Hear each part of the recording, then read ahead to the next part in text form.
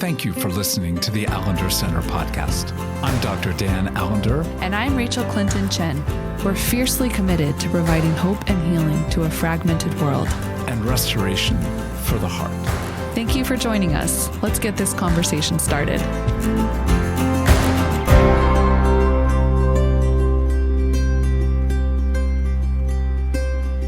Well, it's fall, and we're in it. And, there is a sense in which the fall is the opportunity for someone like me, who's kind of an academic.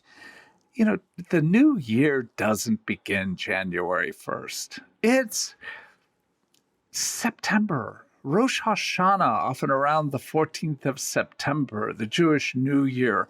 So again, we just want to welcome you to the fall and to what we're going to be doing for a number of weeks. And that's engaging.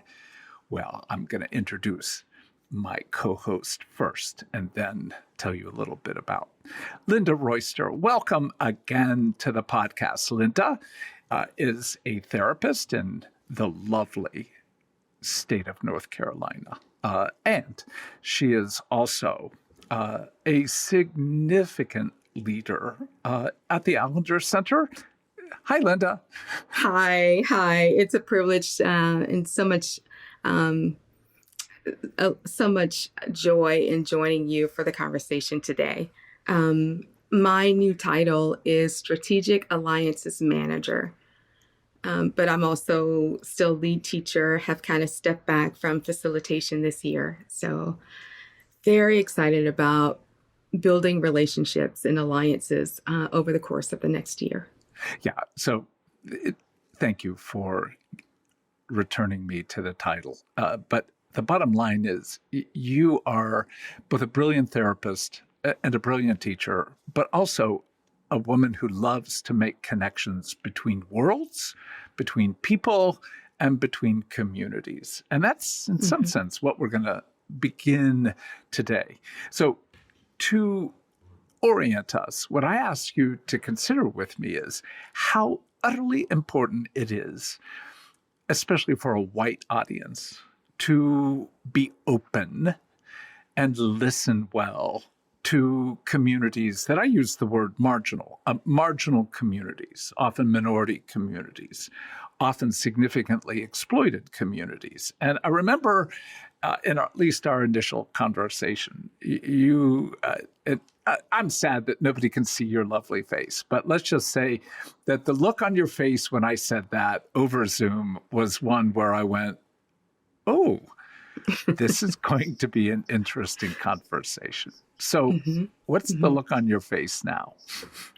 Yeah, I found the statement to be problematic. And it revealed, I think in the statement itself, it revealed the perspective and the people that would be the center of the conversation, or that statement will be posed by someone I think outside of a BIPOC community. And so I thought, this feels problematic to me because the statement itself seems to be centering whiteness or white perspective from, just the very statement itself. So I thought we need to rework this, or at least name that there will be different perspectives in the audience, that you and I perhaps hold different perspectives as we come to this conversation, because as I think of marginalized communities and having been put into a so-called marginalized community, I thought, I don't devalue the people in my community.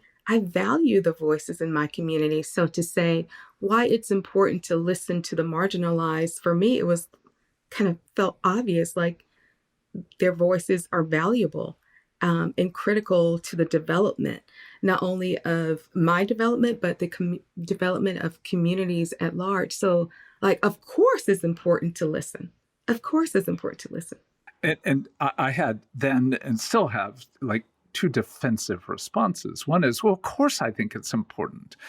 But what you push back on is, wait a minute, white dude, particularly white old dude, you're the marginal.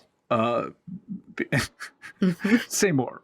Yes, yes. And so where the conversation went at that point was as I was talking about the impact of racial trauma and what healing looks like for BIPOC communities. And I'll say in this conversation for African American communities is that our healing can't only be tied to what happens within the United States, but then we have to think about what the global community means for our own healing, right? And so if we were to think globally, then we are the global majority. Yeah. And then people who identify as white are the global minority. Right. Right. And so that's a shift of perspective and thinking. So for me, it matters to when I think about my own healing and healing of my community is to move beyond the borders of the United States to say, well, my healing is really tied to the healing of other BIPOC communities around the world, and certainly communities where folk identify as white. Our healing collectively is bound together, essentially. And again, I agree. But what you were inviting me or exposing me to was another portion of my racial narcissism, that my own experience is at the center, and everybody else is peripheral, marginal, which is in some sense what the word marginal implies, on the periphery.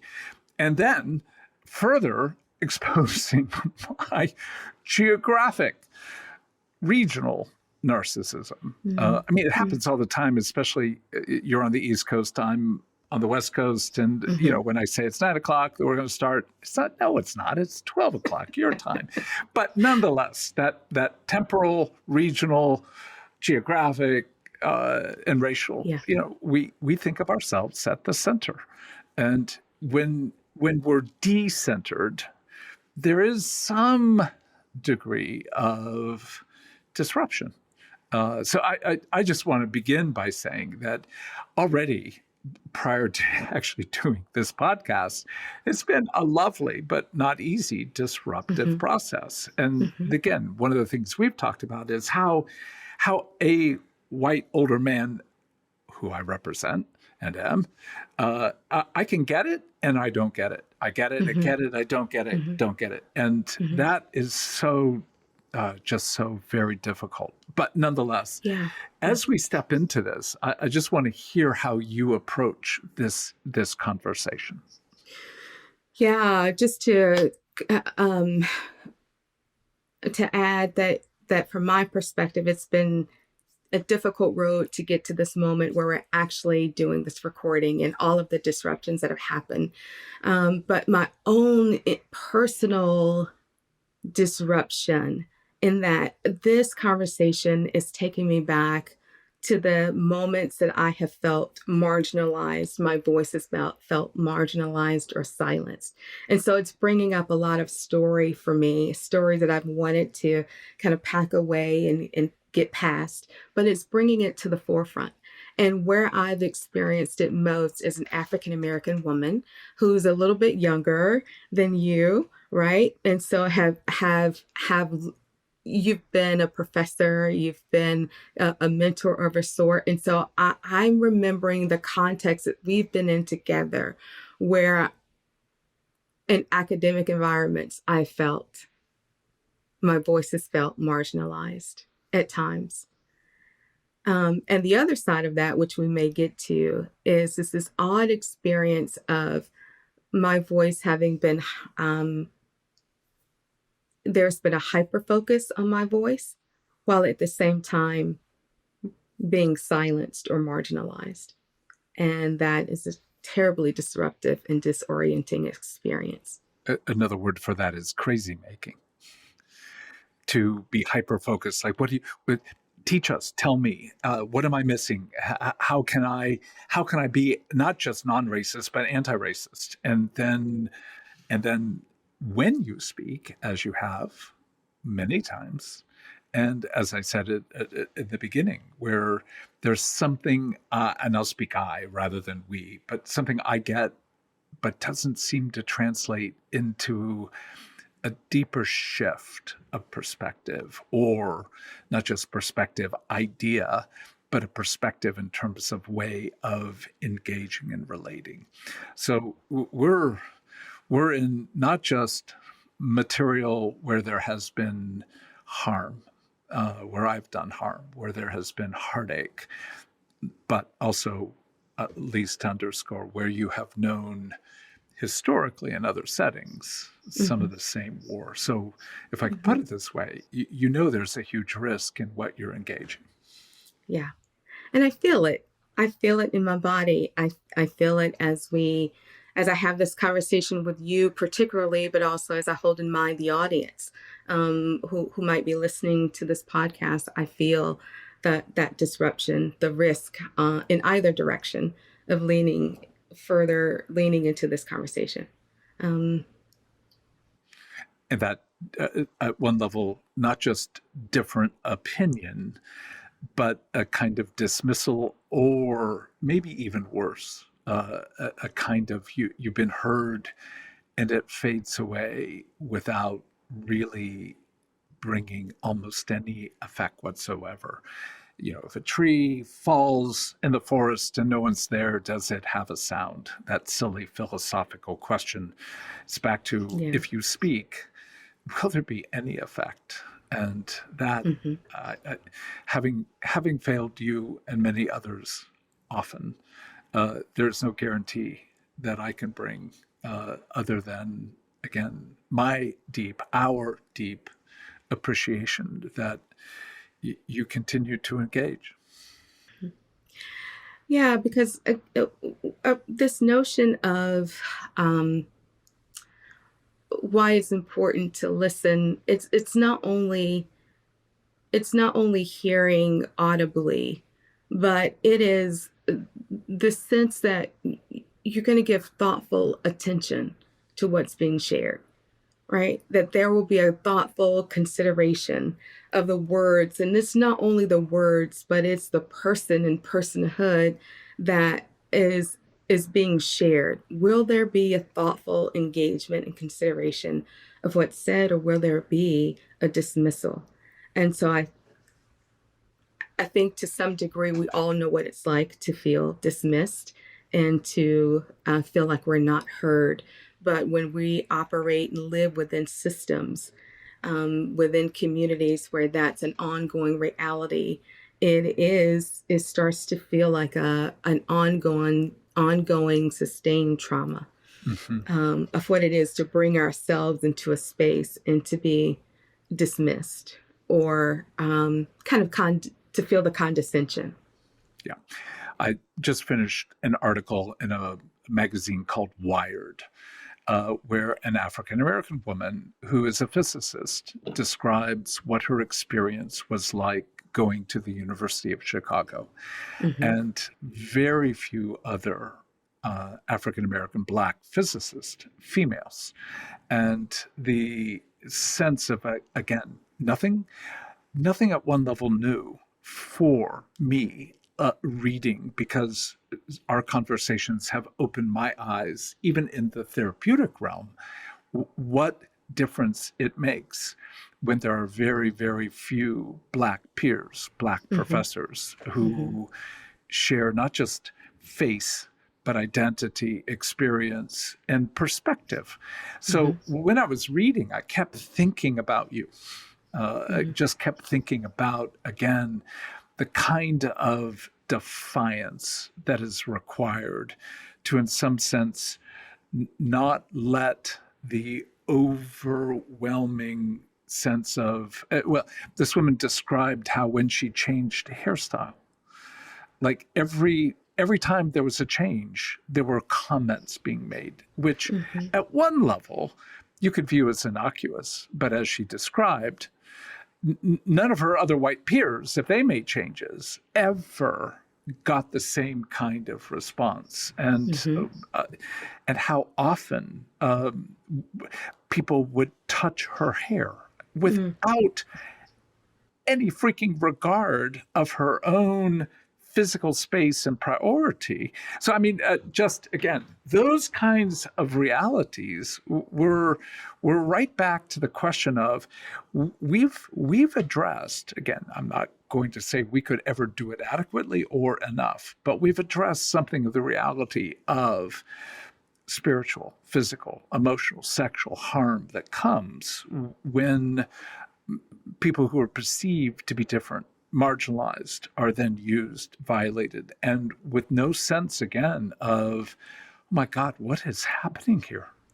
You know, how could a Black, brilliant physicist in training be treated as she was, not only by faculty, but by students, et cetera? On the other hand, there is something about the heartache, but also the wisdom that so-called marginalized communities have the opportunity to evolve and develop. And I want you to step into what's your sense of the wisdom? And I just want you eventually to begin talking about where we're going to go. We're going to bring in a dear Asian brother. We're going to bring in a dear Indigenous woman. And we're going to bring in a remarkable African-American man eventually to talk about all this. But at least now, what's your sense of wisdom? Wisdom is available to us, but we have to choose to lean into it and live from a place of wisdom. So it's available, one. And wisdom for us when it comes to listening to the so-called marginalized means that wisdom is that we actually have a posture of our heart that says that we're going to value the voice of the so-called othered, that we actually need the voices of others to become more of who God has in mind for us to become. And that we have to step outside of our siloed, very narrow or myopic way of being and trust that the so-called other community or people that we've othered have something not only that we need in our development to become who we're meant to be, but it could actually be God speaking through these so-called other communities to help us grow, to help us mature, help us become less selfish, less self-centered, and get a glimpse of what God actually has in mind as His creation. That we're not meant to be siloed. We're not meant to be only moved by what those in our circle, our narrow circle, have to say. But what does it mean to risk listening to people that are outside our tribe? Yeah. Well, and a very small example, and I'm not on Facebook. I've admitted before that I occasionally, the technical term is lurking. I lurk through my wife's account occasionally, a few times a year. But obviously Facebook is not there primarily to create a democratic society. It's there for money. And what is found is the algorithm works, that if you show interest in a right-oriented approach to life, that's what they're going to give you. You show interest in a left-oriented, whatever that means, to life, you're going to get that kind of stuff. So they want you on their platform. They're going to give you what you want. In that sense, myopia is a commitment to our version of capitalism. You don't need to see anything that causes you discomfort. Just take in what you already believe and let that actually be confirmed and grown. So we've got a vastly dark, polarized world, in part because of the very thing that you just put words to, we're not doing. And in that, we come back to that issue of, look, I went to a really good seminary, but in that context, again, this is like I think I went to seminary about 130 years ago. But the idea is truth, and it's true for everyone, period. Context does not matter. And yet, it's also the place where I learned, I'm going to use an example. Psalm 68, verse 33. This is a psalm that celebrates the redemption of God by looking at what Yahweh did at the Red Sea. And there's a simple verse: sing to God, you kingdom of the earth, sing praise to the Lord. And verse 33, to him who rides across the highest heavens, the ancient heavens, who thunders with a mighty voice. Now, you could read that, and it's part of a larger psalm of praise, and actually almost have no response to that whatsoever, other than God's got a thundering voice. The dilemma is seminary that's telling me that all I need is the truth is also informing me that you really can't understand verse 33 unless you understand that it's a verse at one level using but also mocking the Mesopotamian gods who were thunder gods, were weather gods. So the one who rides on the sky is Baal. And yet, the biblical writers are borrowing from a culture, language familiar to that culture, in order to do something to make the truth even more spectacular.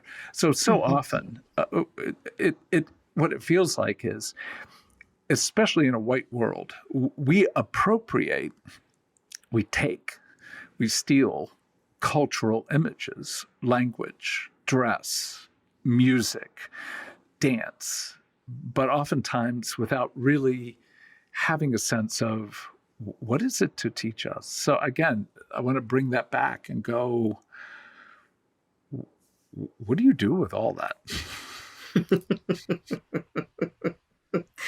The beauty of how God will take something and mock, in the sense that God will, Mother God, Fathering God will take something and transform what was meant to keep us on the outside and use it to turn our worlds upside down, or perhaps right side up.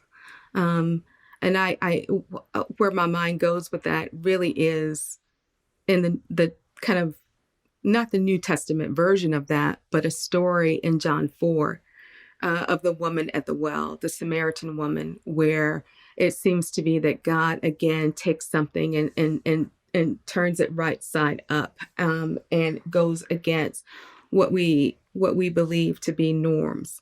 And so, I won't turn this into a Bible study, but I trust you do that, girl. Right. I say you do that. I think it's because I've heard you teach on this. I'm like, I'm excited.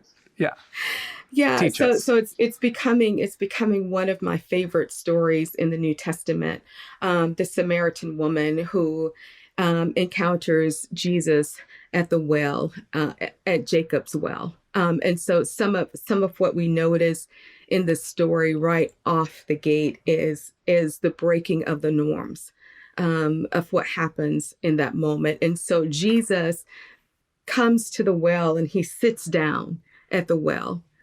And it's the sense that he's exhausted from the journey.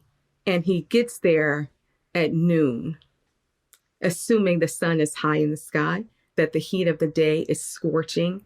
Yes. And then this woman, the Samaritan woman, comes to the well around the same time, and they meet there, both having need. Jesus comes there because he's exhausted and he wants a drink. He has need. She's coming in the heat of the day, in the scorching heat of the day, perhaps because she can't go earlier in the day with a community of women, with a community and fellowship of what it is to go through your life and the rhythms of life in community and in connection with others. She has to go in the heat of the day, because she has been scorched by the contempt of her community, not only in the scorching heat of the sun, but scorched by the heat of her community, that she is looked at with kind of like a side eye or held with contempt, that she must have done something to have been divorced 5 times or have had 5 husbands, and the one that she's with is not her husband. And so there's something about this encounter where she brings her energy, right? Jesus brings his energy and he reads her, but she's also engaging with him, and she's not shrinking away from his engagement, which to me says that this is a bold and courageous woman to not run away from what it is to be seen and listened to. And as I read this story in John 4, I see Jesus listening to this woman, but not only listening with his ears and listening audibly, but he's hearing and hearing underneath the surface. And I wonder, what is Jesus reading of this woman as he sees her approaching the well? Is it something about the way she carries herself? What is he reading on her face? What is she communicating through her dress? That this woman is carrying something that might be betraying how she presents, or it might be revealing what she's been living through. What we do know is that women were second-class citizens, right? If you want to call it citizenship, that they were living within systems of oppression, living under Roman oppression. She's living under patriarchal oppression. And she's living under the stigma of having had so many husbands who divorced her for whatever reason. And in that era, men could divorce their wives for the least of the least of the least so-called infraction. Yeah, there's an actual example, a burnt toast, literally, as the basis of a divorce. Yeah. Right. So how precarious and unstable the life of a woman would be in that era, that any infraction could put her out of her house and into essentially a homeless circumstance if she didn't have a father or home that she could go back to, right? So precarious circumstances. So we really don't know why she was divorced these many times. I find it ironic though, that they're meeting at a well, which is a symbolic representation of life, of community, of flourishing. And she is coming in the midst of what I suspect might be her barrenness. If not barrenness of her physical body, barrenness of her life. That she is coming in the heat, scorched reality of her life. And she is very much aware that it's out of order and it's out of the norm for a Jewish man to talk to a Samaritan woman. And so we could just spend the rest of the time just talking about that in and of itself, the norms that are being broken in that moment, that she is aware of the non-normative experience. Yeah. So this is a racial story. This is a engendered story. This is a story around customs, norms, marriage. You got you got in one brief passage, brilliant passage, so many complications. So many complications. But part of the beauty of the text, though, is that when we're talking about why it matters to listen, and for me, we could end the statement there, but for the sake of this conversation, why it's important to listen to the marginalized, we see something in the exchange between Jesus and the Samaritan woman, that they are revealing their need to each other. And so that's something that we can hold in mind as we understand that we must step outside of our silos and recognize that we both come to the well with need.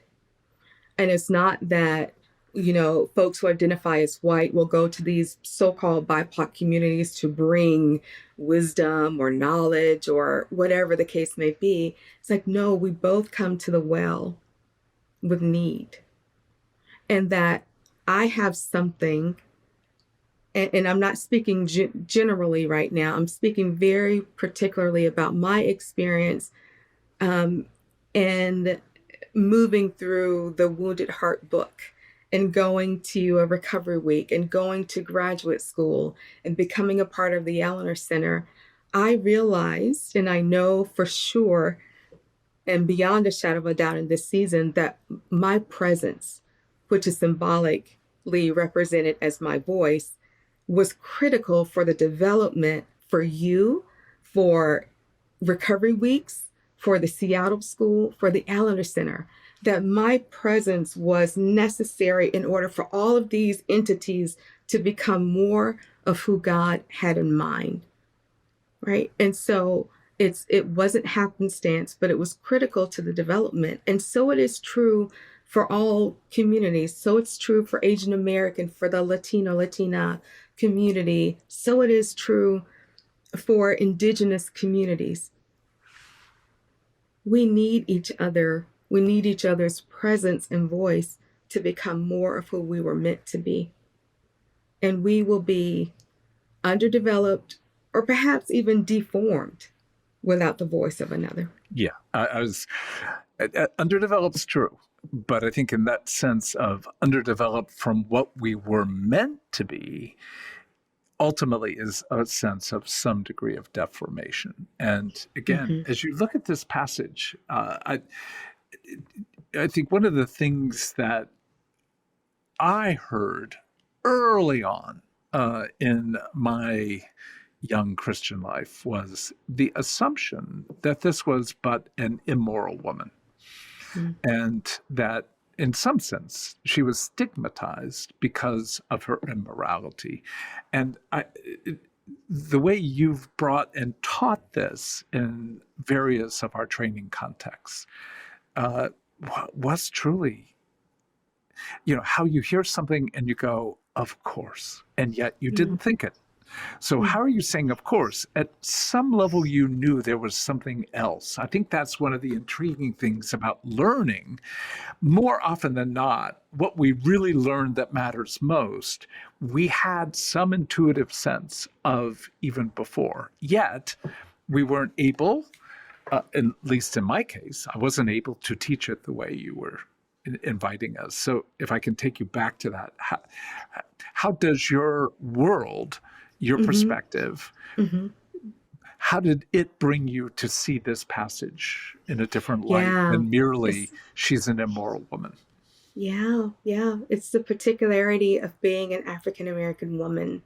It's the particularity of living within my culture, within my ethnicity or race, if you will, and knowing what it's been like both personally but collectively to have been found to be at fault, to be wanting in some way, to have been found to be immoral in some way, just automatically presumed to be guilty of something.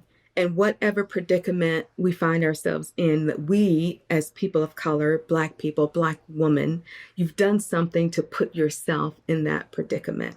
So therefore, the hell, the heat of the day that you feel is of your own doing. It's your fault. And so I bring myself as an African American woman to this context, not necessarily trying to read my life into the story, but looking at how this story is speaking to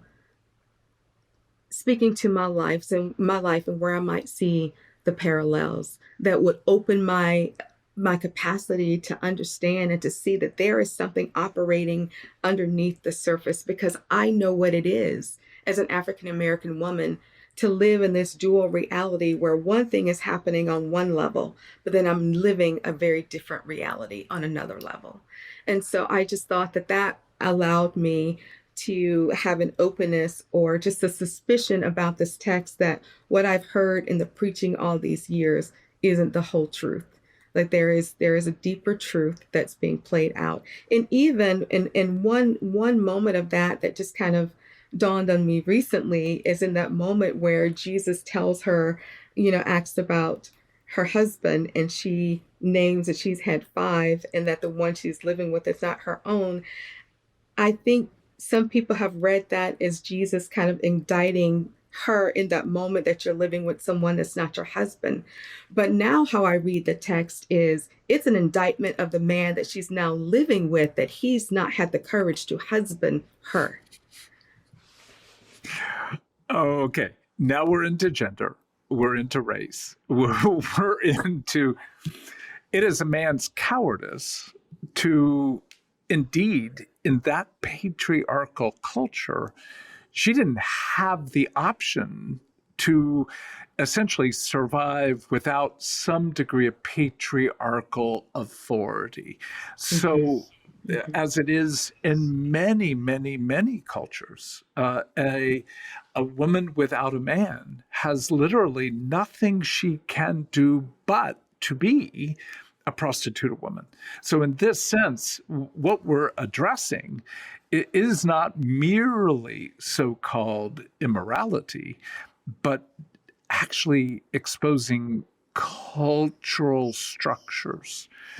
Individual, yes, personal, yes, but no less systemic. And in that, when she goes back to the people saying he knows all, again, it's not saying she hasn't been immoral, but it's not saying that that's primary. There are other realities to bear.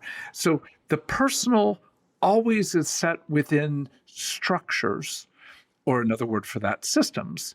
And so this intersection, as you put it so well, she's under Rome. She isn't just under Rome. She's under Jerusalem. She's not just under that. She's under male patriarchy and all that. I mean, Jesus is both so respectful, Yes. and yet so playful. Yes. And kind and inviting, and in a way that I think we have a hard time, and of course we have a hard time, understanding what a radical disruption. And you see that with the disciples when they come back, shocked that he's having a conversation both with a racial and gendered a Samaritan woman. So I think as we kind of lean into this ongoing conversation, one of the things that I will be asking both of us to engage is, what happens when you end up personally or culturally decentered? Like, you have been involved through the Allender Center and the impact movement, the development of training, story work and training to deal with trauma, particularly from a racial standpoint. And that community has been made up of Asian, Latino, Latina, indigenous people. And we're privileged to have some of those folks join us in conversation. So I think one of the things that I want to at least begin asking is, what have you learned, and in a generic sense, from other cultures that have been, as you have used the phrase quite wisely, so-called marginalized? I think what's beautiful about the African American culture, but also other BIPOC communities, is the value of the collective, the value of embodiment, the value of wisdom, and kind of that resilient parts of the self, to not give in or give over to the violence of being decentered or to the violence of being marginalized. And so I want us to take that in and just be very aware that marginalization isn't some like it is profoundly violent. To think of it as being non-impactful would be a lie or a misunderstanding, but it's profoundly violent to be marginalized. And it's not just the voice, it's not just the audible, but the marginalization is of the personhood. And that is antithetical to the kingdom of God, antithetical to shalom, antithetical to what God has called us to as human beings, right? And so it's violent. But what I've noticed about BIPOC communities is the resistance to give in to the violence of marginalization. It's not adequate, but let me just use, there's a holy defiance, Yes. one that bears, again, marks of deep, deep heartache, but Mm-hmm. also in the resilience, it's not merely defiance, it's a defiance with hope, a hope Mm-hmm. defiance. Unfortunately, like German, you can combine words. Here, we just have to be sloppy and say it's not just defiant, it's a hopeful defiance. It isn't Mm-hmm. just hope, it is hope that is defiant. So, Mm-hmm. in that Mm-hmm. uh, somewhat complex synergy of words, I want to end again on this category of listening, because it's so Mm-hmm. crucial to come back. We're not just talking about let it come to your ears, but what does it mean to listen in a way in which you allow your own, especially as a white embodied person, Mm-hmm. listening always requires a willingness to be indicted. Again, not to be blamed, but to own that in at least our world, we are the center. We are and have been the center. And in that, often unacknowledged, it's been presumed, assumed, no big deal. Uh, it's a melting pot, and we're all sort of an amalgamation of everyone who's here. And to go, that mythology works really well for those who really are at the center, Mm-hmm. because everybody being melted down is being melted down to be like me. Mm-hmm. Mm-hmm. So Mm-hmm. that's where I'd like, before we end, just a thought or two more as to what are you hoping for listening? Yeah, yeah. There are three things that I want to highlight before we end our time, and that is, as we think about why it's important to listen, period, but also why it's important to listen to the marginalized. And one is, in order to listen, it requires a kind of humility, and humility in saying that one, I don't know it all, and that I am not all sufficient. I am not all that I need to be all that God's required me to be in and of myself, that I need the voice of people that I have othered, right? Um, and one, I say that particularly to folks who identify as white, right? Especially when you've lived in the trap of having to know it all and having to have the answer and to be the top of the hierarchy or the pyramid, that it's a very narrow lane that you have to live within that is too much to bear. You weren't meant to have to know it all. It's impossible for you to know it all or be self-sufficient. You need other people. And the other is the acknowledgement of our own need and our neediness, that it's not a fault that we have need. We were divinely designed to have need, and that provision has been made that we can get our needs met through community, right? And there's something that's beyond the boundary of your natural community that you have need of. And what does it mean to go beyond those natural boundaries of your so-called tribe, your community, your family, your church? What does it mean to go beyond those natural boundaries and know that there's a large world out there that can actually give you something to help you become more of who God created you to be? And then the third is listening well to others or to the marginalized requires a willingness to mature. It requires a willingness to mature, to go beyond being the center of your own world and to actually take into consideration that there is value outside of yourself. Of course, you come with value. Of course, you bear the image of God. Of course. And you're not the end all be all, that there are people, communities, nations beyond that can actually add to us. Mm-hmm.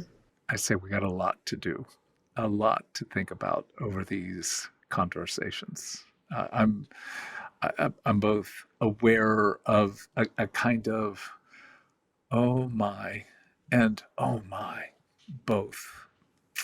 A certain degree of this is costly, and for all of us, but particularly for people of color to engage this. But also, oh my, this can lead to such goodness. Thank you, Linda. Thank you. The Allender Center podcast is produced by the Seattle School of Theology and Psychology. If you'd like more information about the Allender Center, you can look at theallendercenter.org.